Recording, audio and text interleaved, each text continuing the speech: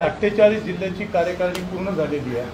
353 तालुक्यापैकी 312 तालुक्याची कार्यकारिणी पूर्ण झालेली आहे। मुंबईचे 6 जिल्ह्याची कार्यकारिणी पूर्ण झालेली आहे। आणि विशेषतः या महाराष्ट्रामध्ये सगळ्यात मोठी जी जाती जमातीची भटक्या विमुक्तांचे जे नेते आहेत या सगळ्या लोकांना भटक्या विमुक्त सेलमध्ये आपण सगळ्यांना पदाधिकारी बनवलेले आहे। या ठिकाणी देशमुख साहेबांनी या ठिकाणी उल्लेख केला की अशी सूचना होती सगळ्यांची आणि साहेबांच्या कानापर्यंत मी पोहोचवलं।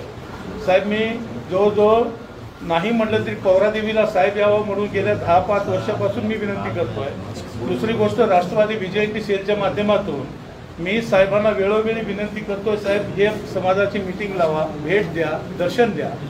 आणि ही जी भेट पूर्ण घडून आणली आहे ती भटक्या विमुक्त सेलच्या माझ्या माध्यमातून माझ्या पत्रावरनं साहेबांनी विनंती स्वीकारून या ठिकाणी वेळ काढून या ठिकाणी आपल्याला वेळ दिली आहे, हे मान्य करावं लागेल।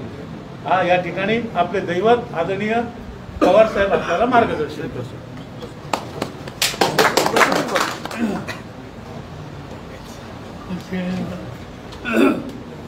वैद्यकीयासाठी महाराष्ट्राच्या काना पक्षातून आपण सगळेजण या ठिकाणी आलो। तेव्हा सगळ्यांचं या ठिकाणी सुरुवातीला स्वागत केलं। हा जो वर्ग आहे या वर्गाच्या प्रश्नाची सोडवणूक करणं ही कुठल्या राज्यकर्त्याची जबाबदारी आणि ती जबाबदारी सरकारच्या लक्षामध्ये यावी म्हणून सतत संधी मिळेल त्यावेळेला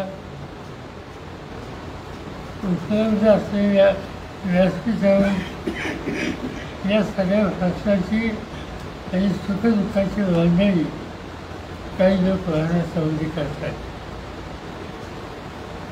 अनंतकुमार पाटील गेली 30-40 वर्ष मी ज्यांना जवळून ओळखतो याच वर्गामध्ये त्यांचं लक्ष केंद्रित त्यांनी केलं। राजू अवतारे असतील, रमेश जाधव असतील, हिरालाल असतील, अन्य त्यांचे ज्येष्ठ सहकारी असतील, त्यांनी आयुष्याचं आपलं मिशन या वर्गाच्या बांधणीच्यासाठी आणि त्यांच्या प्रश्नाची सोडवणुकीच्यासाठी त्यांनी स्वीकारलेलं आहे आणि त्या पद्धतीने ते काम करतात। आणि जे लोक स्वतःचा विचार न करतात उपेक्षित समाजाचा विचार करतात त्यांच्यासाठी सर्वस्व देतात अशांच्या पाठीशी उभं राहणं ही नैतिक जबाबदारी आणि देशमुख असोत ते मी असेल आम्हा लोकांची आहे।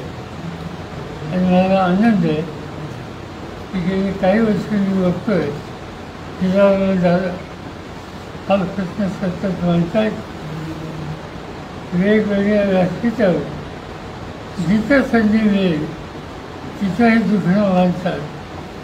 आता या कामाला अधिक गती द्यायची असेल तर आपल्याला बसून काही कार्यक्रम घ्यावा लागेल, त्याची अंमलबजावणी करावी लागेल। त्या सगळ्या ज्या जाती आहेत गोंधळी असेल, दुसरी असेल, वाघे असेल, वासुदेव समाज असेल, बंजारा असेल, या सगळ्यांच्या प्रश्नाची मांडणी करून एक सविस्तर टिप्पणी ही तयार करण्याची गरज आहे। ती अनेकांच्याकडे आहे पण ती एकत्रित केलं। त्याचं कारण असं आहे की या ठिकाणी असतात आधीच्या सरकारांनी सांगितलं की लोकशाहीमध्ये निवडणुका या अत्यंत महत्त्वाच्या असतात आणि ते आता नजीक आले, म्हणजे देशाची असो राज्याची असो। या निवडणुकीमधून अशा विचाराला साथ देणाऱ्यांच्या हातात सत्ता देणं हे आपलं कर्तव्य आहे। तिचे काम आपण करायचं। ते काम केल्याच्या नंतर ज्यांच्या हातात आपण सत्ता दिली त्यांच्या हातात या सगळ्या प्रश्नाचं गाठवलं हे त्यांच्यापुढे मांडायचं आणि संघटनेच्या शक्तीच्या जोरावर सातत्य ठेवून आज हा कसं सुद्धा उद्या तो राहिला परवा सोडून घेतला या प्रकारची चिकाटी ही दाखवून या प्रश्नांची सोडवणूक करून घेणं ही तुमची माझी जबाबदारी. समाज लहान आहे, तो घटकाविरुद्ध आहे. तो कुठे राहतो काय करतो याच्या फळा द्यायची गरज नाही, कारण तो अडचणी. पण त्यांची ही अडचण दूर करणं ही आपली जबाबदारी असेल. तर ह्या सगळ्या प्रश्नांची मांडणी करून उद्याच्या सरकारच्या समोर आपण कसा अभिनय करणार आहोत त्यासाठी कायमची यंत्रणा आणि व्यासपीठ या दोन्ही गोष्टीची अत्यंत गरज आहे.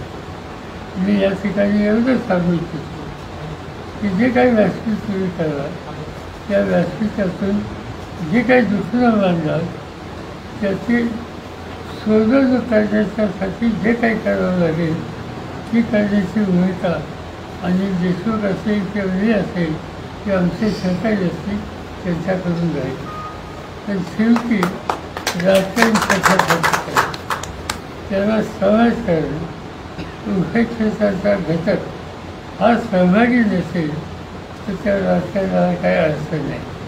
आणि म्हणून उपेक्षितांच्या सुखदुःखाची संसर्ग ठेवून त्याची सोडवणूक करणं हे आपलं राजकारण ही भूमिका घेऊन काम करायची तयारी आपल्या सगळ्यांची सामुदायिक आहे. मी त्या गोष्टीच्यासाठी एक प्रकारची आठवण करून द्यायला एका दुसरीकडे महाराष्ट्राच्या 36 जिल्ह्यातून या ठिकाणी आला. माझी खात्री आहे की हा तुमचा प्रवास आणि त्या प्रवासातून तुम्ही केलेली मांडणी वाया जाणार नाही काळजी आम्हाला सगळ्यांच्याकडून घेतली जाईल एवढंच या ठिकाणी सांगतो. जिल्हादार आणि त्यांच्या सरकारने या गावात लक्ष घातलं, शिकायची सुरू त्यामधून त्यांनी धन्यवाद देतो. आणि हे काम इथंच थांबवायचं नाही, ते महाराष्ट्रात पोचवायचं, सरकार दरबारी पोचवायचं आणि लोकांच्या पदरात पडेल याची काळजी घ्यायची अशी जबाबदारी आता आपण सगळ्यांनी मिळून घेऊ एवढंच या ठिकाणी सांगतो. माझे दोन शब्द देतो.